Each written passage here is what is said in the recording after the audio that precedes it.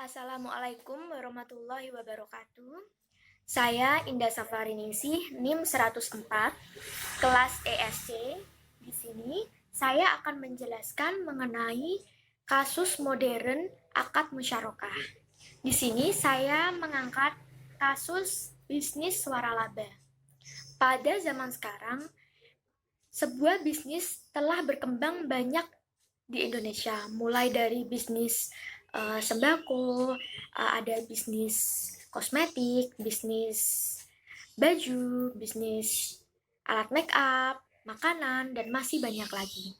Namun, memulai sebuah bisnis bukan perkara yang mudah, apalagi bisnis tersebut dimulai dari nol atau dari bawah. Sehingga pada saat ini banyak sekali bisnis waralaba berkembang di Indonesia. Karena dengan bisnis waralaba, tentu hal itu akan lebih mudah. Karena adanya hak kekayaan intelektual atau haki dalam bentuk merek dagang. Seperti Alfamart, kemudian ada lagi Alfamidi, KFC, Indomaret, dan masih banyak lagi. Selain itu, biasanya bisnis-bisnis yang diwaralabakan adalah bisnis yang teruji dan telah sukses dalam bidangnya, sehingga dianggap dapat menjamin mendatangkan keuntungan. Baik, di sini saya telah menyusun 3 pertanyaan mengenai bisnis waralaba. Kita akan membahas satu persatu. Untuk pertanyaan pertama yaitu, apakah bisnis waralaba termasuk ke dalam akad musyarakah? Baik, di sini saya akan menjelaskan. Bisnis waralaba merupakan salah satu contoh modern dari akad musyarakah.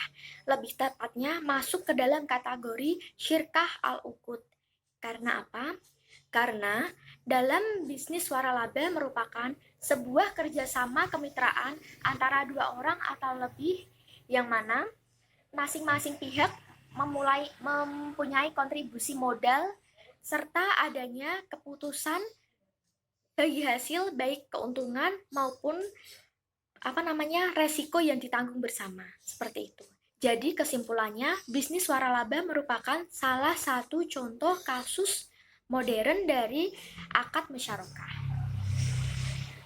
Kita lanjut ke pertanyaan selanjutnya, yaitu tolong jelaskan mekanisme bisnis waralaba sehingga masuk ke dalam akad musyarakah. Baik. Dalam bisnis waralaba terdapat beberapa unsur. Unsur yang pertama yaitu adanya kesepakatan. Kesepakatan di sini merupakan biasanya berbentuk perjanjian waralaba, yang mana di sini merupakan ijab dan qabul. Yang kedua, adanya pelaku. Pelaku di sini yaitu ada 2, pemberi waralaba dan penerima waralaba. Untuk pemberi waralaba di sini dia bermodalkan ide dan tenaga dalam bentuk hak kekayaan intelektual. Sedangkan bagi penerima waralaba, dia bermodalkan dana, tenaga, serta dia juga ikut mengelola bisnis waralaba tersebut. Selanjutnya adanya usaha yang dikelola, dan yang terakhir adanya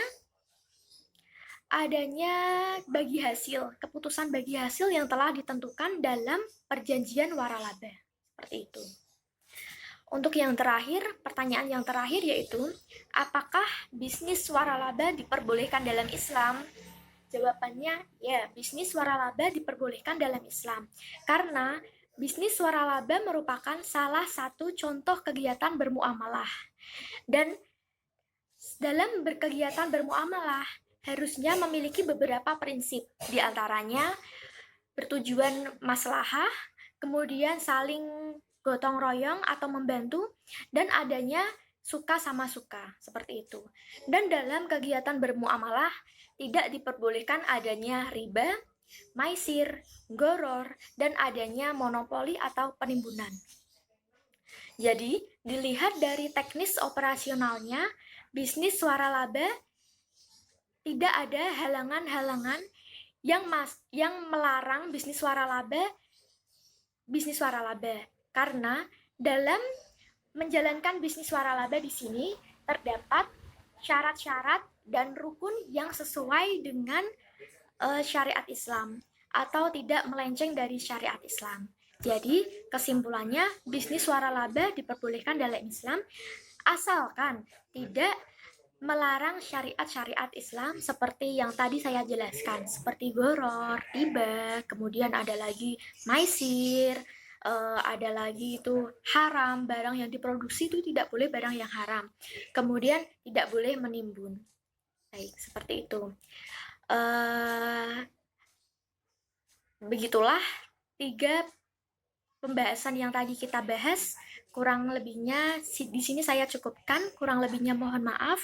Wassalamualaikum warahmatullahi wabarakatuh.